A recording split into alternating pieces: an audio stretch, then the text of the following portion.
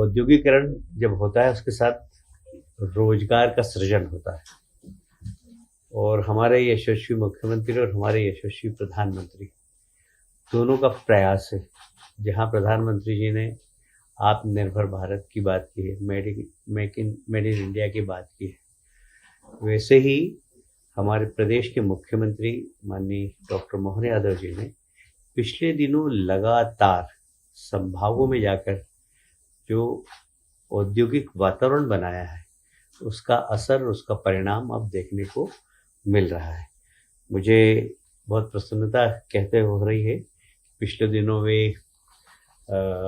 London और Germany की यात्रा कर आए, ब्रिटेन की, और जिस तरीके से उन्होंने वहाँ पर इन्वेस्टमेंट को आकर्षित किया है, तो मध्य प्रदेश एक बहुत बड़ा उद्योग विकास का एक डेस्टिनेशन बनने वाला है।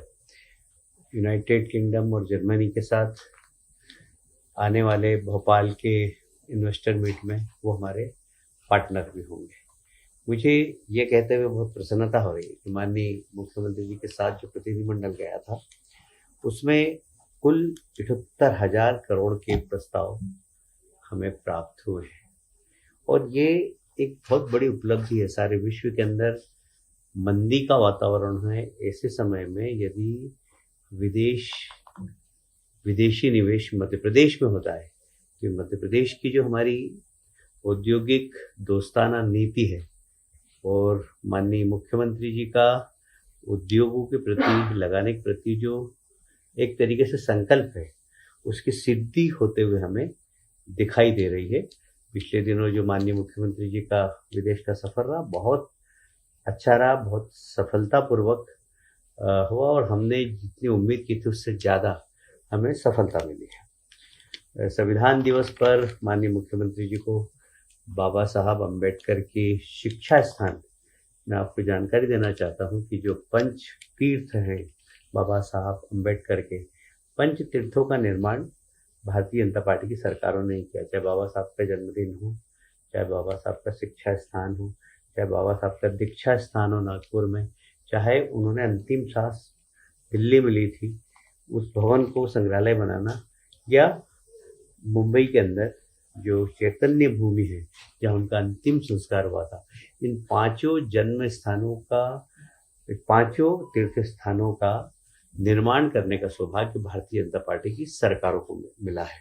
उसमें से एक ब्रिटेन में जहाँ बाबा साहब अम्बेडकर ने शिक्षा प्राप्त की थी, उस भवन को भी देवेंद्र फडणवीस जी, जो आज मुख्यमंत्री का जिनका निर्णय हुआ है, माननीय प्रधानमंत्री जी के निर्देश पर वो बिल्डिंग उन्होंने खरीदी थी और उसको भी तीर्थ बनाया। वहाँ पर हमारे यशस्वी मुख्यमंत्री डॉक्टर मोहन यादव जी ने संविधान दिवस पर उनको श्रद्धा सुमन अर्पित किए, और साथ ही 26/11 जो मुंबई आतंकवाद का एक बहुत बड़ा हादसा जिसमें सारी दुनिया हिल गई थी, उसमें संवेदना व्यक्त करने का भी उन्हें अवसर वहाँ पर प्राप्त हुआ। इस दौरान जहाँ जहाँ भी माननीय मुख्यमंत्री जी गए, वहाँ भारतीय मूल के लोगों ने स्वागत किया, अलग से उनके साथ बैठकें हुई है, और जर्मनी के अंदर हमारी एक नई फ्रेंड्स ऑफ एमपीज का भी वहाँ गठन किया गया है। वारविक यूनिवर्सिटी आप सभी जानते हैं, वारविक मैन्युफैक्चरिंग ग्रुप में रिसर्च कार्यों का अवलोकन भी माननीय मुख्यमंत्री जी ने किया है। और जैसा कि मैंने आपको पहले ही बताया कि यूनाइटेड किंगडम और जर्मनी दोनों ही देश हमारे भोपाल में होने वाले ग्लोबल इन्वेस्टर मीट के पार्टनर बनेंगे, ऐसी सहमति उन्होंने प्रदान की है। मुझे ये कहते हुए बहुत गर्व हो रहा है कि 2025 प्रदेश भर में उद्योग और रोजगार वर्ष के रूप में मनाया जाएगा, जिसमें एमएसएमई और उद्योग विभाग, ऐसे सभी, विशेषकर मैं एक बात और कहना चाहता हूँ कि विज्ञान, टेक्नोलॉजी, कुटीर व ग्रामोद्योग, माइनिंग, नवीनीकरण ऊर्जा, उद्यानिकी, फूड प्रोसेसिंग आदि विभागों की वर्ष भर गतिविधियां संचालित की जाएगी, और इस क्षेत्र में कैसे निवेश आए इसके लिए विभागों को जवाबदारी दी गई है चुनौती के रूप में। एक और बहुत महत्वपूर्ण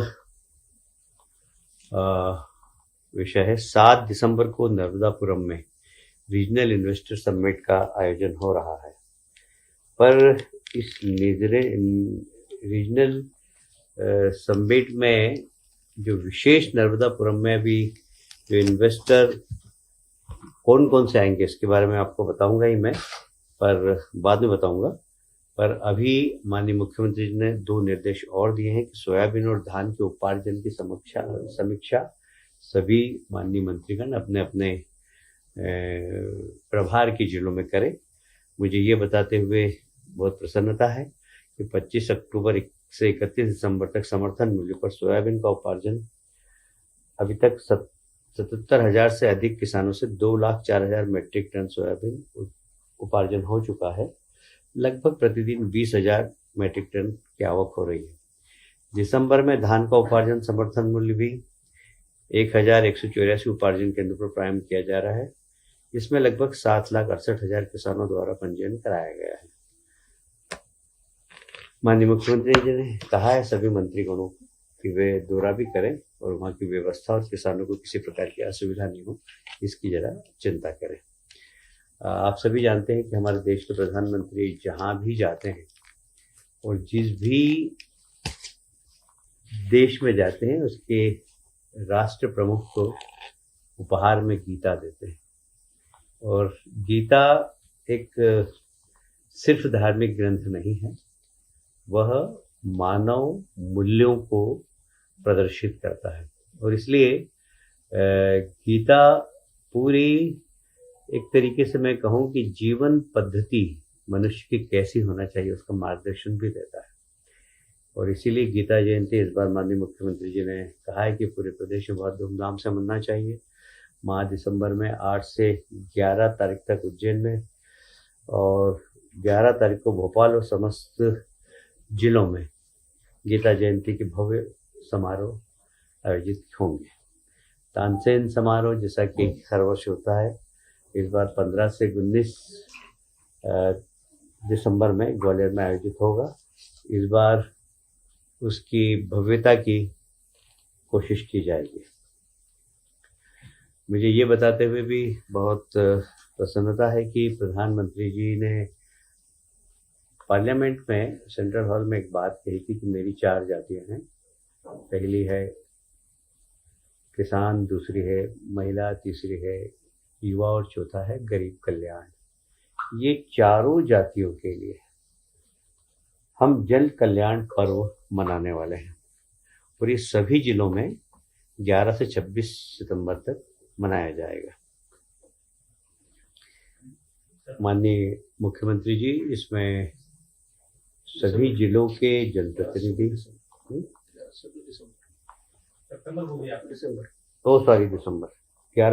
11 से 26 दिसंबर तक मनाया जाएगा। इसमें माननीय मुख्यमंत्री जी वीडियो कॉन्फ्रेंसिंग लेंगे, सभी जनप्रतिनिधियों से भी चर्चा करेंगे और ये बहुत सफल आयोजन हो इसका प्रयास हम करेंगे। आज अंतर्राष्ट्रीय चीता दिवस है और मुझे कहते हुए बहुत गर्व है कि मध्य प्रदेश एकमात्र चीता स्टेट है। हमारे यहाँ भी सर्वाधिक चीते हैं। रातापानी जो भोपाल के बिल्कुल नज़दीक है, वहाँ पर माधव नेशनल पार्क के नाम से NTCA से अनुमति प्राप्त हो गई है।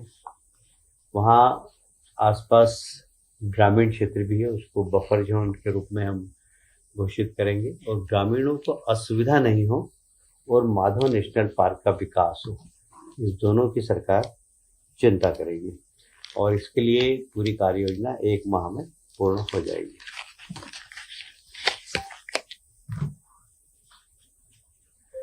मुझे ये बताते हुए बहुत प्रसन्नता है कि भारत सरकार डबल इंजन की सरकार क्या होती है, उसका लाभ क्या होता है। भारत सरकार ने 41,000 मेगावाट के नवीन थर्मल पावर प्लांट हेतु कोयला आवंटन की स्वीकृति दी है। इसमें लगभग 25,000 करोड़ का इन्वेस्टमेंट आने की संभावना है और जब भी थर्मल प्लांट लगता है तो प्रत्यक्ष रूप से हजारों लोगों को और अप्रत्यक्ष रूप से भी हजारों लोगों को रोजगार मिलता है। तो जहाँ 25,000 करोड़ से ज़्यादा का इन्वेस्टमेंट होगा वहाँ हजारों लोगों को रोजगार भी मिलेगा। मैं प्रधानमंत्री जी को इस कोयला आवंटन के लिए धन्यवाद देता हूँ। पार्वती काली सिंध चंबल नदी जोड़ो अभियान आप सभी जानते हैं मध्य प्रदेश और राजस्थान के बीच में कुल 75,000 करोड़ का एमओयू हस्ताक्षर हो चुका है और मेमोरेंडम ऑफ एग्रीमेंट पर हस्ताक्षर के लिए सहमति बन गई है। इसमें प्रदेश के 11 जिले गुना, शिवपुरी, सीहोर, देवास, राजगढ़, उज्जैन, आगरमालवा, इंदौर, शाजापुर, मंदसौर तथा मुरैना के 2094 गाँव में लगभग 6 लाख हेक्टर सिंचाई होगी तथा पेयजल व औद्योगिक जलपूर्ति के लिए भी जल उपलब्ध रहेगा। इसमें बनने वाले बांध, बैराज, सिंचाई परियोजना की लागत लगभग 36,800 करोड़ संभावित है। इसकी प्रशासनिक स्वीकृति भी मंत्रिमंडल के द्वारा 15 दिन के अंदर प्रस्तुत की जाएगी।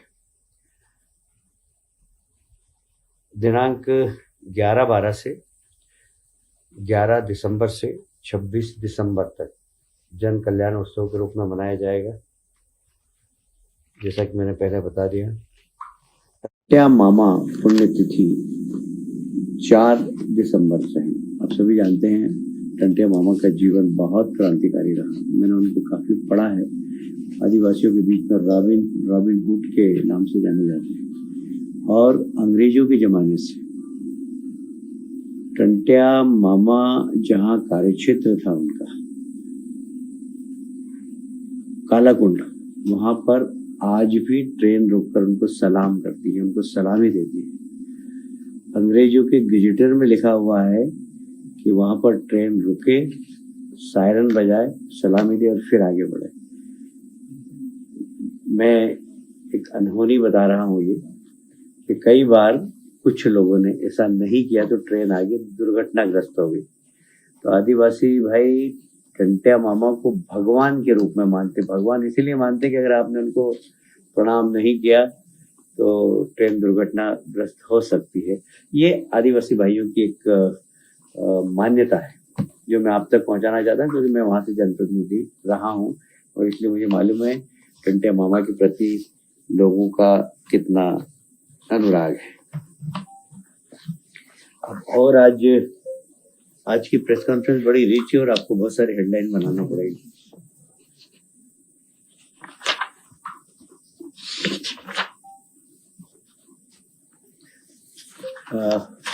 शराब नीति के लिए मंत्रिमंडल की एक सब कमेटी बनती है हमेशा, और पिछले साल बनी थी। उसमें जगदीश देवड़ा जी, उदय प्रताप सिंह जी और निर्मला भूरिया जी तीनों थी। इस बार वही कमेटी कंटिन्यू कर रही है, पर उसमें एक मंत्री माननीय गोविंद सिंह राजपूत जी को और जोड़ दिया गया है। शराब नीति क्या हो, इसके ऊपर भी काम करेंगे। आप सभी जानते हैं कि उज्जैन सिंहस्थ हमारे लिए एक बहुत महत्वपूर्ण और बड़ा श्रद्धा का विषय रहता है, और मैं भी और माननीय मुख्यमंत्री जी डॉक्टर मोहन यादव जी व्यक्तिगत रूप से सिंहस्थ के प्रति रुचि लेते हैं। ये सब आपको मालूम भी है। सिंहस्थ की तैयारी हमने अभी से चालू कर दी है और मुझे कहते हुए बहुत प्रसन्नता है कि उज्जैन सिंहस्थ बाईपास, जिसकी लंबाई लगभग 20 किलोमीटर है, वहाँ 2 लेन है, हम उसको 4 लेन करके पेवर, शोल्डर उन्नयन, निर्माण के कार्य लगे 701 करोड़ रुपए की प्रशासकीय स्वीकृति दे रहे। कोशिश ही हम करेंगे कि ये सिंहस्थ के पहले ही कार्य पूर्ण हो जाए। ऐसे ही इंदौर उज्जैन के बीच में एक और पैरेलल रोड ग्रीनफील्ड पर बन रही है। उसकी लंबाई भी लगभग 48 किलोमीटर है। ये भी 4 लेन बनेगी, पेवर शोल्डर के साथ बनेगी और इसकी लागत लगभग 1370 करोड़ की प्रशासकीय स्वीकृति आज हमने दी है। इसकी विशेषता ये है कि यह सिंहस्थ से तो जोड़ेगी ही, पर पीतमपुर के औद्योगिक क्षेत्र से भी जुड़ेगी। तो ये औद्योगिक विकास के लिए भी बहुत महत्वपूर्ण होगी, क्योंकि एयरपोर्ट के करीब से निकलेगी और लेफ्ट साइड में वो पीतमपुर जाएगी और राइट साइड में उज्जैन जाएगी। ये हमारी बहुत एक महत्वपूर्ण सड़क है और इसके लिए आज मंत्रिमंडल ने स्वीकृति प्रदान कर दी है। उसी प्रकार एक इंदौर उज्जैन जिले में एक इंगोरिया देपालपुर सड़क है। देपालपुर इंदौर जिले में आता है और इंगोरिया उज्जैन जिले में आता है। यहाँ पर भी 2 लेन सड़क बनने वाली है। इसकी भी स्वीकृति लगभग 32 किलोमीटर की है। ये 239.38 करोड़ की है। इसकी भी आज मंत्रिमंडल ने स्वीकृति प्रदान की है। एक और जो मैंने कहा था कि मैं नर्मदापुरम के बारे में आपको बताऊंगा, एक बहुत बड़ा तोहफा माननीय प्रधानमंत्री जी ने मध्य प्रदेश को दिया है कि नवीन, आप सभी जानते हैं कि जब ग्लोबल वार्मिंग की बात हुई थी, हम माननीय प्रधानमंत्री जी ने कमिट किया था कि हम 500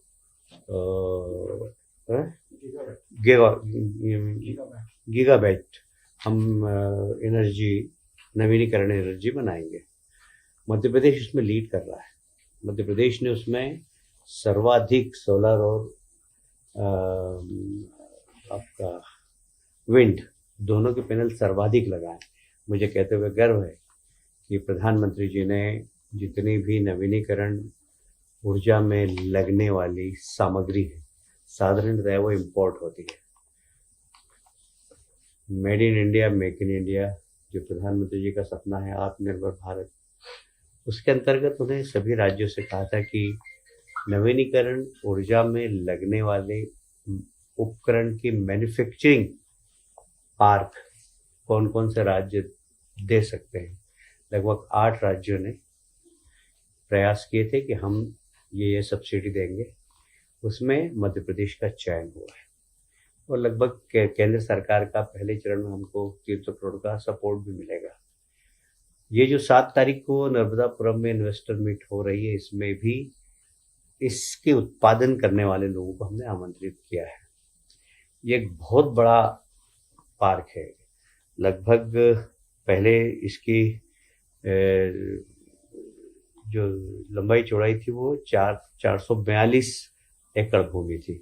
आज उसमें फिर हमने लगभग 442 और जोड़कर 884 एकड़ जमीन हो गई। इसमें और जमीन लगेगी तो पीछे हमारे पास और जमीन है। इसमें हजारों करोड़ का इन्वेस्टमेंट होगा और हजारों लोगों को रोजगार मिलेगा। नवीनीकरण ऊर्जा में काम आने वाले संयंत्रों का उत्पादन यहाँ पर होगा और इसलिए पूरा एक टेक्निकल काम है, क्योंकि हर कोई नहीं करता है।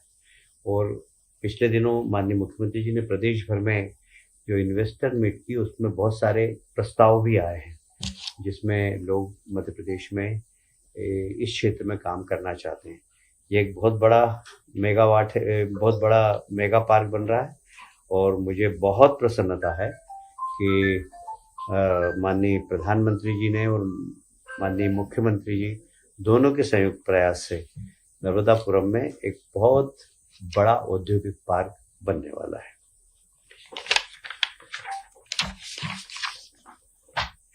तो हो गया।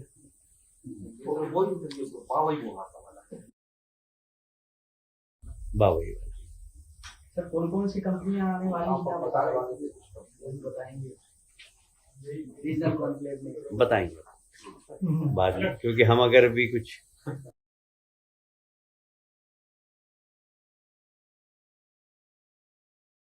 कंपनियां भी आ रही हैं और इस क्षेत्र में भारत आत्मनिर्भर बने, ये प्रधानमंत्री जी का प्रयास। इसलिए केंद्र सरकार भी इस पार्क के डेवलपमेंट में काफी सहयोग प्रदान कर रही है और केंद्र सरकार इस प्रकार के इन्वेस्टर को भी मध्य प्रदेश भेजेगी।